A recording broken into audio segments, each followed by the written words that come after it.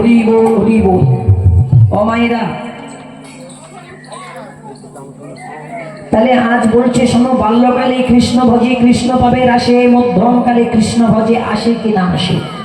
ছোট ছোট শিশুরা কিন্তু ওই খেলা করতে ভালোবাসে, দেখবেন যখন তখন যেমন তেমন ভাব নিয়ে তারা খেলা করে, মানে তাদের মনটা হলো নিষ্পাপ, কোনো পাপ নেই। নিষ্পাপ করলে শিশুরা বাচ্চারা খেলা করে, কিন্তু পাপ তৈরি হয় কখন? যখন আমাদের দ্বিতীয় সময় চলে আসে।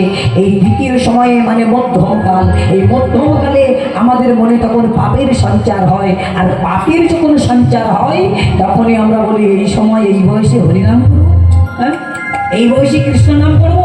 পিছনে অনেক সময় পড়ে আছে, এখন তো হাসি আনন্দের চলার সময়, এখন ভালোভাবে ঘুরে বেড়ানোর সময়, কিন্তু এখন কৃষ্ণ নাম কেন করবো? কিন্তু তারপরে বলছে বাল্যকালে কৃষ্ণ ভজে কৃষ্ণ পাবে আসে, মধ্যমকালে কৃষ্ণ ভজে আসে কি না আসে, আর বৃদ্ধকালে কৃষ্ণ ভজে জমের ওপর আসে। যেদিন জম তাড়া করবে সেই দিন হরিনাম করবো, কৃষ্ণ নাম করবো। কিন্তু মায়েরা, সকাল সকাল যদি প্র্যাকটিস না করি বয়সকালে তখন হরি বলে ডাকতে পারবো তো? প্র্যাকটিস করতে হবে তো। আমরা জন্মদিন করতে যদি কোনো মালিকের খেতে যাই, সকাল সকাল যদি না যাই, তাহলে সেই খেত মালিক সে আমাদের কাজে নেবে বাবা। তেমন ভগবানের কাছে যেতে গেলে আমাদের তো আগে থেকে তো সেই সিস্টেমের মধ্যে তো আসতে হবে, না হলে কিন্তু এত সহজে কিন্তু আমাদের তার চরণে নেবেন না। সেই জন্য বলছে শোনো, এই যে তোমরা মধ্যমকালে তোমরা আজ ভোজনা করতে চাইছো না, সাধনা করতে চাইছো না, কিন্তু একবার ভেবে দেখো, কেবলমাত্র 7 দিনের পরমায়ু নিয়ে তোমরা এই পৃথিবীতে এসেছো, আর 7 দিনের পরমায়ু নিয়ে এই পৃথিবীতে তোমরা এসে কি করছো? পরমায়ুরা এখানে বলতে পারেন শ্রীবাস তুমি বলছো 7 দিনের পরমায়ু, 7 দিনের জীবন কি করে হয়?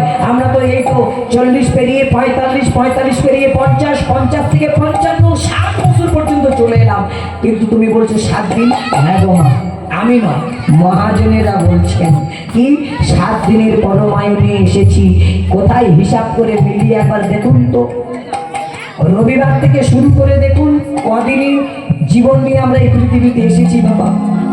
7 দিন হবে, রবি, সোম, মঙ্গল, বুধ, বৃহস্পতি, শুক্র, শনি, কদিন হলো? 7 দিন। এই 7 দিনের পরমায়ু নিয়ে আমরা এই পৃথিবীতে এসেছি, কিন্তু এসেই তো আমরা অহংকারে মত্ত হয়ে, এই অহংকারে মত্ত হয়ে আমরা সবাই মিলে কৃষ্ণ নামটা করতে চাইছি না। কিন্তু মায়েরা এবার বলুন, এই যে পৃথিবীতে আমরা এসেছি 7 দিনের জীবন নিয়ে, আমাদের বয়স তো দেখতে দেখতে 60 পেরিয়ে প্রায় 65-তে পৌঁছে যায়, কিন্তু বয়সটা আমাদের বাড়ছে না কমছে? মায়েরা, বাড়ছে না কমছে? বাড়ছে। আমরা ভাবছি যে আমাদের অনেক বয়স হয়ে গেছে, হ্যাঁ 60 বছর পেরিয়ে গেছে, সরকার থেকে আমরা টাকা পাচ্ছি, হ্যাঁ, কিন্তু 60, 65, 70, 75, 80, যখন 80-তে পা দিতে যাবেন তখন এই মনে হয় এবার প্রাণটা 80 প্রাণ পড়ে যায়। কি যখন 80-র কাছে যাবে তখন মনে হয় কখন আমরা আসি এই জগৎ ছেড়ে পর জগতে। সেই জন্য বলছে তোমার সময় থাকতে বসতে হবে, সময় যদি চলে যায় সে সময় আর ফিরবে না। হ্যাঁ, সেই সময়ের মধ্যে সময় গেলে সাধন হবে না। ওরে মন রে আমার, সময় গেলে সাধন হবে না। নিতাই গৌর হরি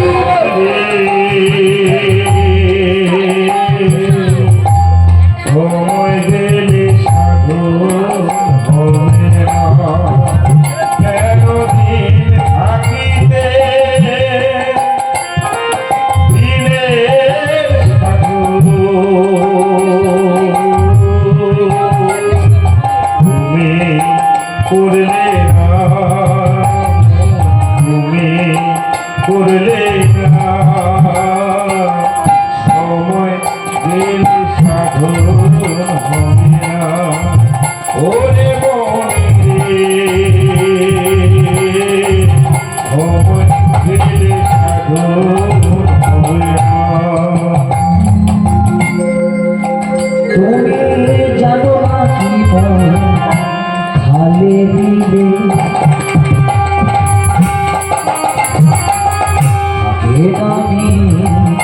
জল সুখালি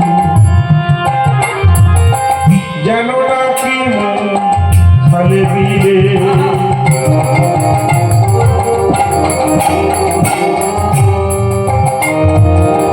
থাকে নামি জল সুখালে তবে কি আর হবে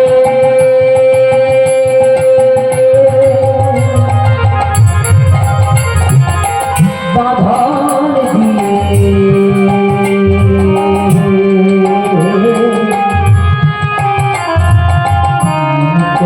সুখনা সুখনা সময় পেলে সাথে ওরে মরে সময় পেলে সাধু হবে না ওরে মরে সময় পেলে সাধু হবে না একটু বুঝে নি হচ্ছে শোনো তুমি জানো না মন খালে বিলে থাকে না মিন জল শুকালে গান মানে হলো জ্ঞান গানের মধ্যে বহু তত্ত্ব লুকিয়ে থাকে মায়েরা বাবারা বলছে শোনো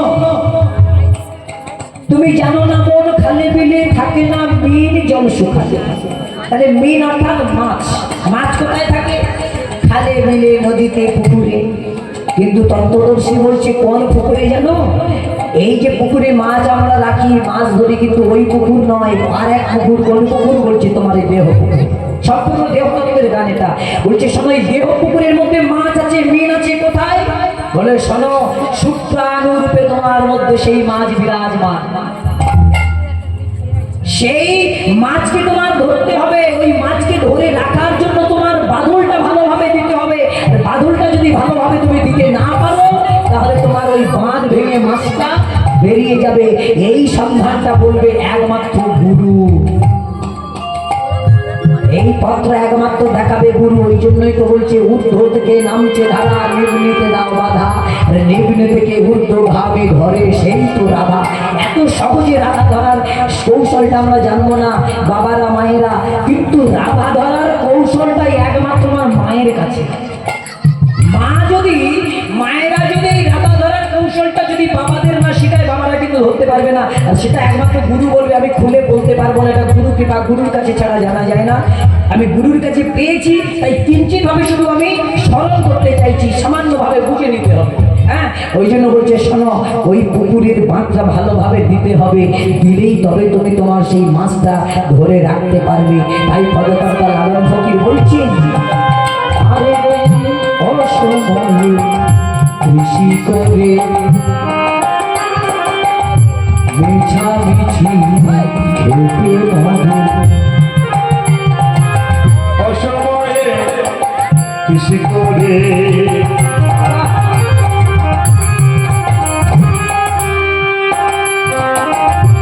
মিছামিছি খেতে মরে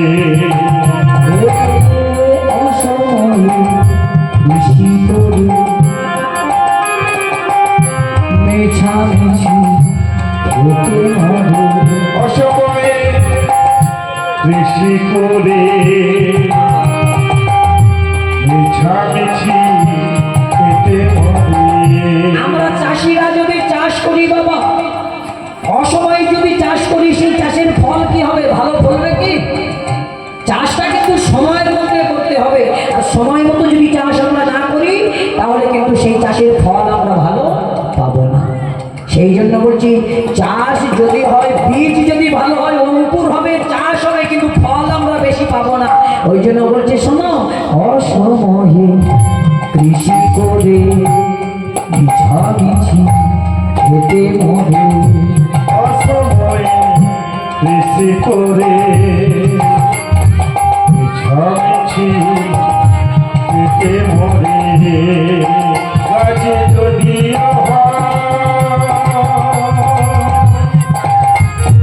নিজে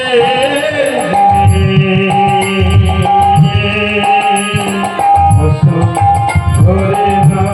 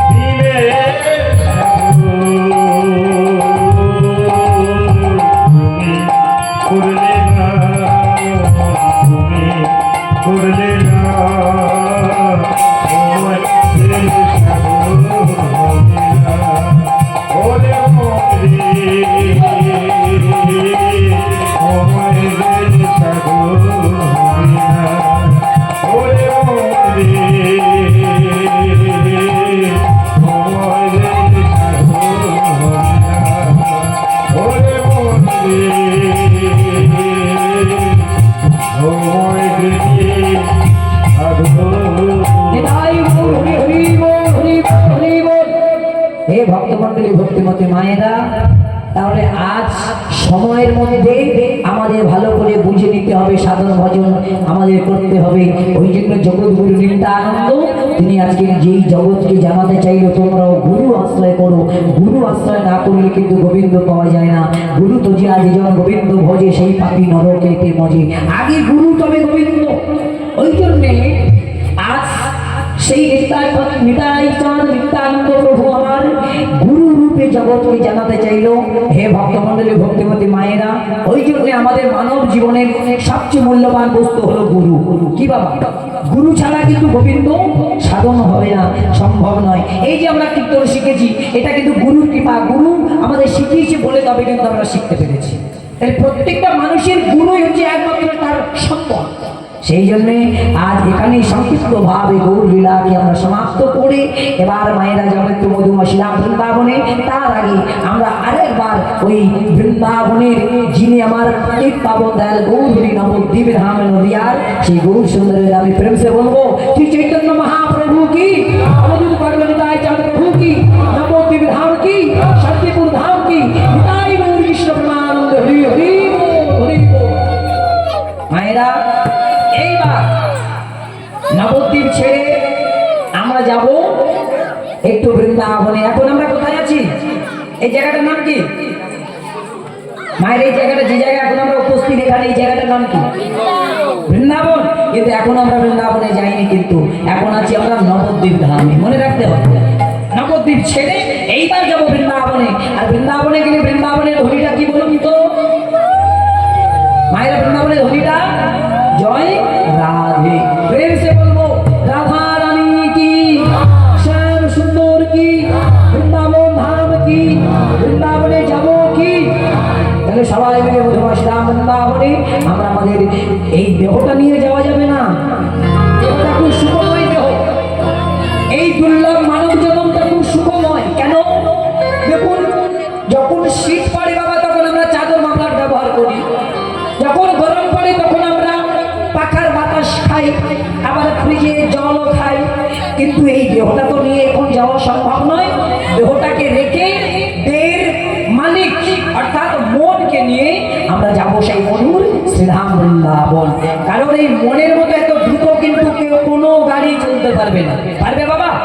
মনে করছি আমরা এখানে বসে আছি, কিন্তু ভাটাল বাড়ির কথা মনে পড়ে যাচ্ছে। এখানে আছি বাড়িতে, না জানে কি হচ্ছে।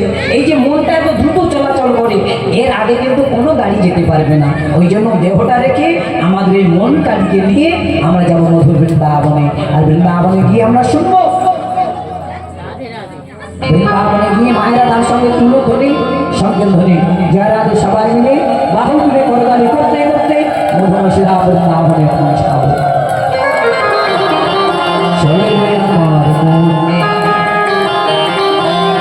মধুর বৃন্দাবন। তালে তালে মায়েরা, তালে তালে আমার সঙ্গে, তালে তালে।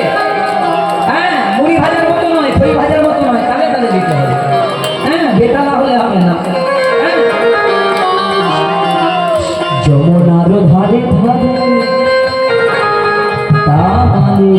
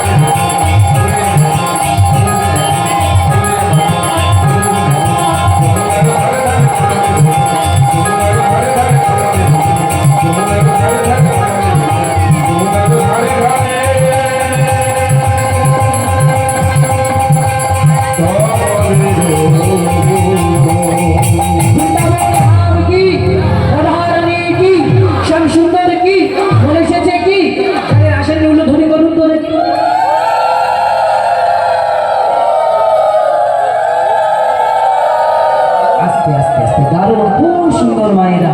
আমি বললাম যাদের মন বৃন্দাবনে আসেনি তারা ওটা ধ্বনি করবে। তাহলে কি মন নিয়ে আপনারা কীর্তন শুনছেন চিন্তা করুন। এই মন নিয়ে কীর্তন শুনলে কিন্তু আমাদের পক্ষে একটু সুবিধা, আমার মতো কীর্তন দলেদের জানেন একই জিনিস সবসময় যদি আসি করবো কোনো অসুবিধা নেই। হ্যাঁ, এই জন্য আমাদের সুবিধা, গৌরবীর আশীর্বাদ। মায়েরা মন দিয়ে শুনতে হবে। এমন এই যে বললাম মন তাদের আসেনি ধরে করবে, সবাই সাগুলো ধরে মনটা, তাহলে কি মন দিয়ে কীর্তন শুনছেন বুঝেছেন? হ্যাঁ, তাহলে যাদের মন এসে যায় কোনো ধরে করুন তো দেখি। বলে বাবা আবার চিন্তা ভাবনা যদি ভুল হয়, না না, যাদের মন এসে কেউ ধরে করুন। প্রেম সে রাধা রানী কি, শ্যাম সুন্দর কি, বৃন্দাবন ধাম কি, শ্রীধাম বৃন্দাবনে আমরা আমাদের মন নিয়ে আস্তে আস্তে এলাম মায়েরা। এইবার ভগবান বলছেন আমি সব সময় ভক্তের মান রাখার জন্য প্রস্তুত। ভগবান বলছেন আমি সবসময় ভক্তের কৃপা করার জন্য ভক্তের দ্বারে এসে দাঁড়িয়ে থাকি, কিন্তু ভক্ত যদি আমার ডেকে চিনে বুঝে যদি না দিতে পারে আমি সেই ভক্তের কাছে কোনোদিন ধরা পড়তে পারি না, ধরা দিই না। কিন্তু ভগবান বলছে আমি নিজে বড় নয়, আমি কোনোদিন বড় হতে চাইনি, আমি চাই না। আমার চেয়ে আমার নামটাই হলো বড়, নামের চেয়ে ভক্ত বড়, ভক্তের চেয়ে ভক্তি বড়, ভক্তির চেয়ে প্রসাদ বড়। ওই জন্যে ভগবানের প্রসাদ বাবা মাত্রই সেবা করতে হয়, বিলম্ব করতে নাই। কারণ ভগবানের প্রসাদেই কিন্তু পাপ মুক্ত হওয়া যায় মায়েরা। ওই জন্য ভগবান ভক্তের মান রাখার জন্য লীলা করেছিলেন, তার মধ্যে আমরা অনেক তত্ত্ব পাবো। কিন্তু ভগবান লীলা করেছিলেন কার না, রাধা রানীর মান ভাঙানোর জন্য একটা লীলা করেছিলেন। সেই লীলা আমরা আজকের এই বৃন্দাবনে আস্বাদন করব। ভগবান কৃষ্ণচন্দ্র একদিন ছলনাময় হরি ছলনা করে লীলা প্রকাশ করেছিলেন। একদিন ভগবান কৃষ্ণচন্দ্রের শিরোপীড়ার ব্যাধি হয়েছিল, আর সেই শিরোপীড়ার ব্যাধিতে যন্ত্রণায় কাতর হয়ে ভগবান কৃষ্ণচন্দ্র একদিনে মস্তকে হস্ত ধারণ করে বসে আছেন। আর যখনই মস্তকে হস্ত ধারণ করে বসে আছেন যশোমতী মা চিন্তা করিল, গোপাল, এই গোপাল তুই এমন করে আজকে বসে আছিস, তুই আজকে গোঠে যাবি না বাবা, আজকে তুই খেলা করবি না, আজ কেন তুই এমন বিষণ্ণ বদন নিয়ে বসে আছিস, বল না গোপাল তোর কি হয়েছে? প্রাণ গোবিন্দ বলতে লাগলো, মা আজ আমার এই অসহ্য শিরোপীড়ার যন্ত্রণা আমি যে আর সইতে পারছি না, এই অসহ্য শিরোপীড়ার যন্ত্রণা থেকে আমি মুক্তি পাবো কি করে? তুমি আবার একবার কৃপা করে তুমি আমায় শাখাদেরকে ডাকো, আমি আমার বন্ধুদের সঙ্গে দেখা করতে চাই। এবার মনে হয় আমি মৃত্যুবরণ করব। এই না বলেছিল মৃত্যুবরণ করবো, আমার মৃত্যু হবে, যন্ত্রণা সইতে পারছি না, তাহলে মৃত্যু আমার অনিবার্য। যশোমতী মা চিন্তা করছে যদি আমার গোপাল আমায় ছেড়ে চলে যায়, আমার একমাত্র নয়নের মনে আমার আর গোপাল যদি আমায় ছেড়ে চলে যায়, কে আমার বাবা বলে ডাকবে, কে আমার কাছে সংসার যেমন সেবা করতে চাইবে, আমি কেমন করে আমার গোপালের ছেড়ে থাকবো? গোপাল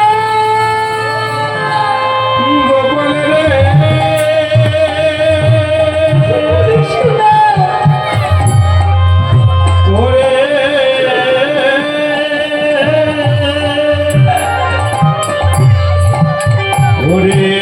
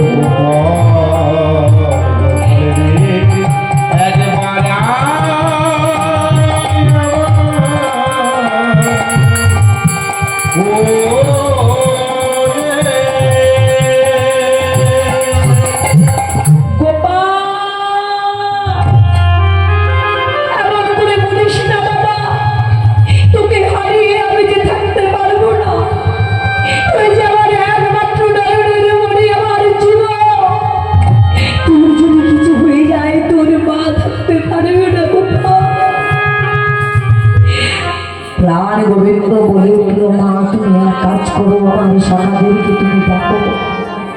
শ্রীরাম সুরাম রাম পশুরাম মধুমঙ্গল বটু অংশুমান প্রভু কৃষ্ণ বটু কৃষ্ণ সবার তুমি দেখো মা, আমি আমার বন্ধুদের সঙ্গে দেখা করতে চাই।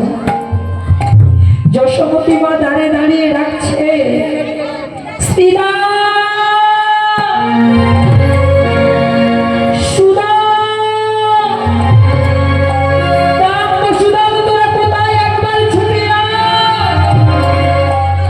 যেই না ডাক দিয়েছে শাখাদের কর্ণে যখন পৌঁছে গেল মায়ের কর্ণের ধ্বনি, শাখারা সবাই একসঙ্গে দলবদ্ধ ভাবে যশোমতী মায়ের আঙিনায় চলে এলো।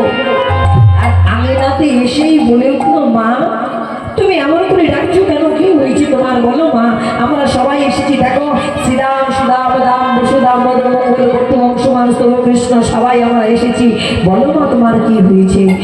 যশোমতী মা বলে উঠলো, শ্রীরাম রে লক্ষ্য করে তাকিয়ে দেখ আমার গোপালের দিকে, তোদের প্রাণের ভাই কানাইয়ের দিকে, তোদের প্রাণের ভাই কানাইয়ের তাকে অসহ্য শুরু পীড়ার যন্ত্রণা, ওই যন্ত্রণা থেকে মুক্তি কিছুতেই হচ্ছে না।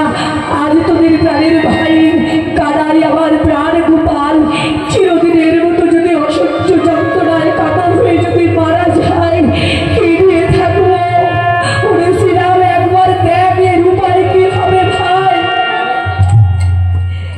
শ্রীরাম বলে উঠল, কানাই ভাই এমন করে কেন তুই কাঁদছিস ভাই, বল তোর ব্যথাটা কিসের, কি করে শিরোপীড়ার যন্ত্রণা হলো। ভগবান কৃষ্ণচন্দ্র বলে উঠল, ওরে শ্রীরাম দাদা আমার এই অসহ্য যন্ত্রণা, আমি মনে হয় আর বাঁচবো না, এইবার মনে হয় আমার মৃত্যু অনিবার্য। যেই না বলেছে সঙ্গে সঙ্গে পিছনে ছিল ওই সুবল শাখা, সুবল শাখা ছুটে এসে ওই প্রাণের ভাই কানাইকে বুকের মধ্যে জড়িয়ে ধরে বলে উঠল, কানাই ভাই বলিস না, এমন করে তুই বলিস না কানাই ভাই, এমন করে যদি যদি তুই চলে যাস তাহলে কি নিয়ে আমরা বাঁচবো, কি করে থাকবো, কি করে ওই বৃন্দাবনের আমার রক্ত ফেরবে, আজ নিয়ে যাবো কি করে ওই ধীরবৎস ফেরাবো, আর মধ্যাহ্নকালে যদি আমাদের ক্ষুধায় যখন চলে যায়, কে আমাদের ওই বৃন্দাবন লীলার মাঝে আমাদের মধ্যাহ্নকালে অন্ন সেবা দেবে ভাই, একবার কানাই বলে উঠল, ওরে শ্রীরাম ওরে সুবল তোরা আজকে কাঁদছিস, কিন্তু আমার এই ব্যথা থেকে আমি মুক্তি পাবো কি করে, সেই সন্ধান দে। এই ভক্তমন্ডলী ভক্তিবতী মায়েরা, এই জগতের বন্ধু কেমন হওয়া উচিত বা কেমন হয় দেখবেন, এই জগতে বন্ধু আমাদের অনেক থাকে, কিন্তু বিপদের সময় যে পাশে এসে দাঁড়ায় সেই তো প্রকৃত বন্ধু হয় বাবা। কিন্তু ভগবানের এতগুলো বন্ধু ছিল থাকার সত্ত্বেও সবাই ব্যথার কথা শুনে স্থির চিত্তে দাঁড়িয়ে রইল, কিন্তু সুবল শাখা সে আজকের ছুটে এসে বুকের মধ্যে জড়িয়ে ধরে আজকে কাঁদছে কেন, কানাই ভাই তোর যদি কিছু হয় আমরা আর বাঁচবো না, কি কারণে। আজ সুবল শাখাটা কে বোমা, ওই ভগবান কৃষ্ণচন্দ্রের অন্তরঙ্গ শাখা, কেন জানে, ত্রেতা যুগের কথা, ত্রেতা যুগে যেদিন ওই লঙ্কেশ্বর রাবণের সঙ্গে শ্রীরামচন্দ্রের যুদ্ধ হয়েছিল, আর ওই যুদ্ধকালে রামচন্দ্রের বানার হাতে লঙ্কার সমস্ত যোদ্ধাগণ শেষ হয়ে গেল, মৃত্যুবরণ করল। আর সেই সময় রাতের বেলা ওই লঙ্কেশ্বর রাবণ দাঁড়িয়ে দাঁড়িয়ে চিন্তা করছে, কাল প্রভাত হলে আমি আবার কোন যোদ্ধাকে আমি যুদ্ধে পাঠাবো, কোন যোদ্ধা আজকের যুদ্ধ করবে, ওই রামচন্দ্রের সঙ্গে। তাই তো আজ আমি চিন্তা করছি সকাল হলেই আবার যুদ্ধ শুরু হবে। চিন্তা করতে করতে লঙ্কেশ্বর রাবণের নয়ন থেকে এক ফোঁটা করে নয়ন জল পড়ছে। আর দেখতে পেল একটা ছোট্ট 5 বছরের শিশু বালক, যার নাম ছিল তরুণী। তরুণী বলে উঠল, জ্যাঠামশাই, ও জ্যাঠামশাই তুমি কাঁদছো কেন গো, কি হয়েছে তোমার, বলো না জ্যাঠামশাই কেন তুমি কাঁদছো। কে রে জ্যাঠামশাই, আমি তরুণী। কেন এসেছি এসেছিস বাবা। জ্যাঠামশাই, তুমি আজকে রাজা হয়ে যদি এমন করে চোখের জল ফেলে কাঁদো তাহলে কি ভালো বোঝায়? বলো তুমি কেন কাঁদছো? তরুণী, এমনি এমনি আমার আজ চোখে জল আসেনি বাবা। কেন জানিস? জ্যাঠামশাই, আমি বুঝতে পেরেছি। তোমার ছেলে আমার দাদা ইন্দ্রজিৎ দাদা মৃত্যুবরণ করলো বলে তুমি পুত্র শোকে কাঁদছো, তাই তো? বুকের মধ্যে তরুণীকে জড়িয়ে ধরিও। তরুণী, না রে না, আমি পুত্র শোকে কাঁদছি না তরুণী। কেন আজকে আমার নয়নে আমার উপরে অশ্রুধার জানিস বাবা? কাল সকালে আবার আমি কোন যোদ্ধাকে যুদ্ধে পাঠাবো, সেই কথা ভাবতে ভাবতে আমার নয়নে যে আজকে অশ্রুধারা হয়ে গেল। জ্যাঠামশাই, কি করে তুমি ভাবলে যে লঙ্কার সমস্ত যোদ্ধাগণ শেষ হয়ে গেছে? এখনো যে একজন যোদ্ধা জীবিত আছে জ্যাঠামশাই। তরুণী, কে সেই যোদ্ধা তুই আমার একবার বল বাবা। তাকে আমি যুদ্ধের আহ্বান করবো। কাল প্রভাতে আমি যুদ্ধে যাওয়ার জন্য তাকে আমি জানাবো, যুদ্ধ করার জন্য আমি তাকে বলবো। বল তরুণী, বল জ্যাঠামশাই। সে অন্য কেউ নয়, সেই যোদ্ধা যে স্বয়ং তোমার সম্মুখে দাঁড়িয়ে। আমি তরুণী, আমি তো এখনো জীবিত আছি। তুমি আমার একবার আদেশ করো, তুমি একবার আমার অনুমতি দাও।